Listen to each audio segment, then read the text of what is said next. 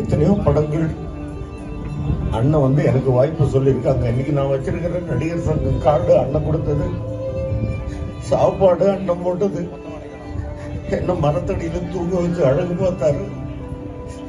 எப்பவுமே என் மேல ஒரு அவ்வளவா அக்கறை. குடும்பத்தை பற்றி விசாரிப்பாரு. எத்தனையோ தடவை எத்தனையோ படங்கள் ஷூட்டிங்ல அண்ணன் கூட உட்காந்துருக்கேன்.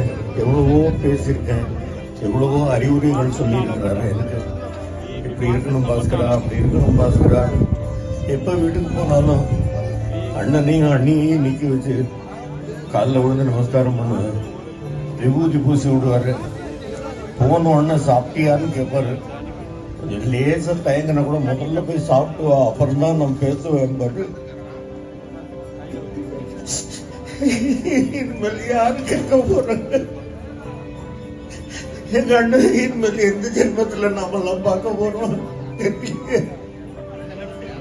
நான் எல்லா பேடிலையும் சொல்ற மாதிரி அவரு எனக்கு அண்ணன் மட்டும் இல்ல, எனக்கு அம்மா, எனக்கு சோறு போட்ட தாய். இப்படியா பார்க்கணும் எங்க அண்ணன்?